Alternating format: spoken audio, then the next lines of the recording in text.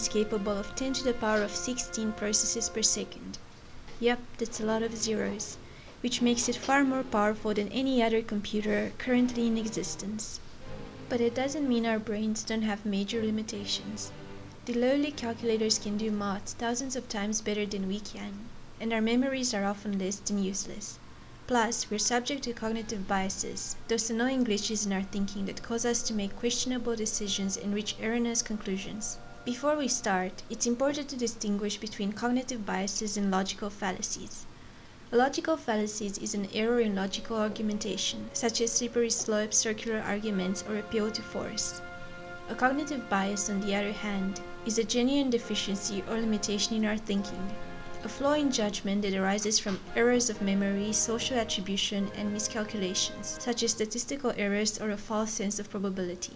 Some social psychologists believe our cognitive biases help us process information more efficiently, especially in dangerous situations. Still, they lead us to make grave mistakes. We may be prone to such errors in judgment, but at least we can be aware of them. Here are a dozen of the most common cognitive biases that you need to know about. We love to agree with people who agree with us. It's why we only visit websites that express our political opinions, and why we mostly hang around people who hold similar views and tastes. We tend to be put off by individuals, groups, and news sources that make us feel uncomfortable or insecure about our views, what the behavioral psychologist Skinner called cognitive dissonance. It's this preferential mode of behavior that leads to the confirmation bias, the often unconscious act of referencing only those perspectives that fuel our pre-existing views, while at the same time ignoring or dismissing opinions, no matter how valid, and paradoxically the internet has only made this tendency even worse.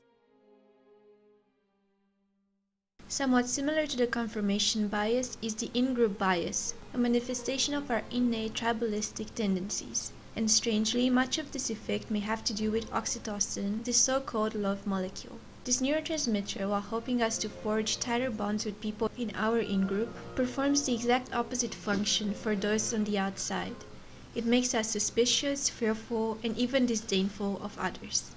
Ultimately, the in-group bias causes us to overestimate the abilities and value of our immediate group at the expense of people we don't really know. It's called a fallacy, but it's more a glitch in our thinking. We tend to put a tremendous amount of weight on previous events, believing that they'll somehow influence future outcomes. The classic example is coin tossing. After flipping heads, say 5 consecutive times, our inclination is to predict an increasing likelihood that the next coin toss will be tails. But in reality, the odds are still 50-50. As statisticians say, the outcome in different tosses are statistically independent and the probability of any outcome is still 50%. Relatedly, there's also the positive expectation bias, which often fuels gambling addictions. It's the sense that our luck has to eventually change, and that good fortune is on the way. It also contributes to the hot hand misconception. Similarly, it's the same feeling we get when we start a new relationship that leads us to believe it will be better than the last one. Remember the time you bought something totally unnecessary, faulty, or overly expensive, and then you rationalized the purchase to such an extent that you convinced yourself it was a great idea all along? Yeah, that's post-purchase rationalization in action, a kind of built-in mechanism that makes us feel better after we make crappy decisions, especially at the cash register. Also known as buyer's Stockholm syndrome, it's a way of subconsciously justifying our purchases, especially expensive ones. Social psychologists say it stems from the principle of commitment, our psychological desire to stay consistent and avoid a state of cognitive dissonance. Very few of us have a problem getting into a car and going for a drive, but many of us experience great trepidation about stepping inside an airplane and flying at 35,000 feet. Flying, quite obviously, is a wholly unnatural and seemingly hazardous activity.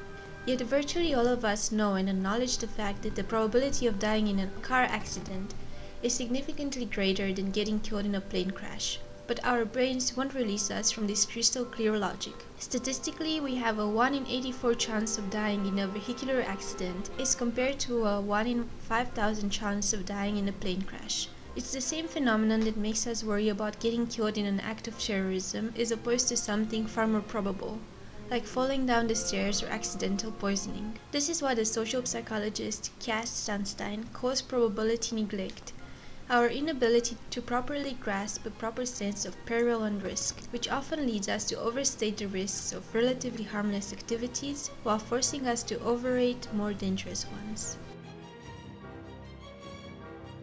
This is the effect of suddenly noticing things we didn't notice that much before, but we wrongly assume that the frequency has increased. A perfect example is what happens after we buy a new car and we inexplicably start to see the same car virtually everywhere. A similar effect happens to pregnant women who suddenly notice a lot of other pregnant women around them. Or it could be a unique number or song. It's not that these things are appearing more frequently. It's that we've selected the item in our mind and in turn are noticing it more often. Trouble is, most people don't recognize this as a selectional bias and actually believe these items or events are happening with increased frequency, which can be a very disconcerting feeling. It's also a cognitive bias that contributes to the feeling that the appearance of certain things or events couldn't possibly be a coincidence, even though it is. We humans tend to be apprehensive of change, which often leads us to make choices that guarantee that things remain the same or change as little as possible. Needless to say, this has ramifications in everything, from politics to economics. We like to stick to our routines, political parties, and our favorite meals at restaurants. Part of the perniciousness of this bias is the unwarranted assumption that another choice will be inferior or make things worse.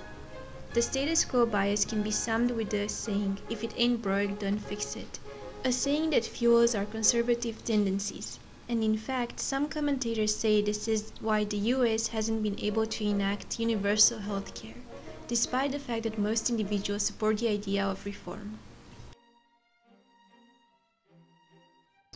People tend to pay more attention to bad news, and it's not just because we're morbid.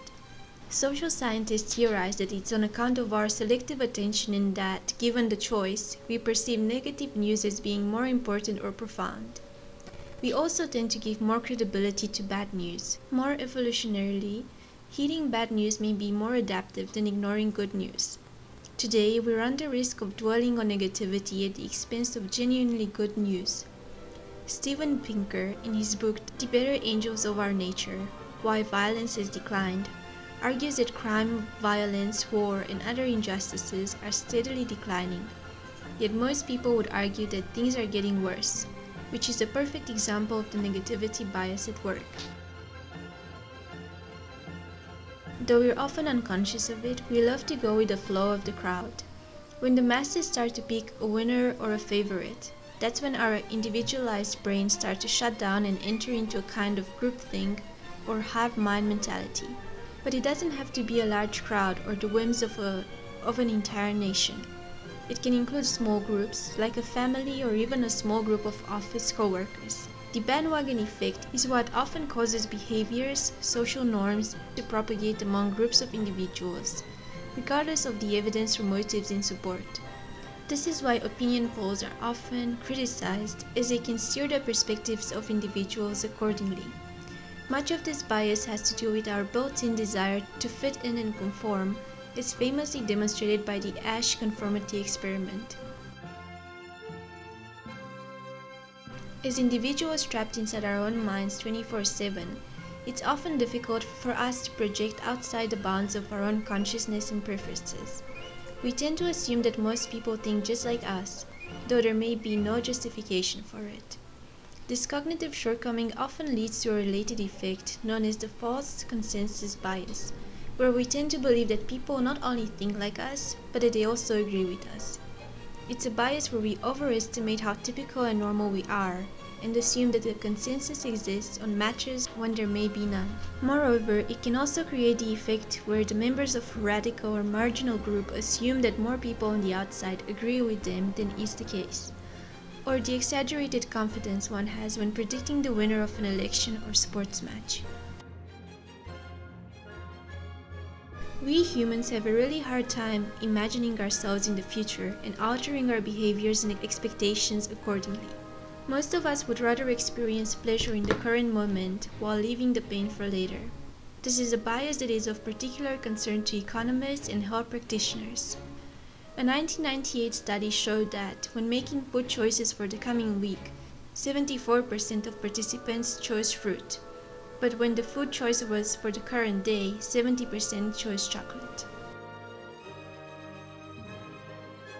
Also known as the relativity trap, this is the tendency we have to compare and contrast only a limited set of items. It's called the anchoring effect because we tend to fixate on a value or number that in turn gets compared to everything else. The classic example is an item at the store that's on sale. We tend to see and value the difference in price, but not the overall price itself. This is why some restaurant menus feature very expensive entrees while also including more apparently reasonably priced ones. It's also why when given a choice, we tend to pick the middle option, not too expensive and not too cheap. This is all for today. If you enjoyed this video, please give a like, subscribe, and I'll see you guys next time.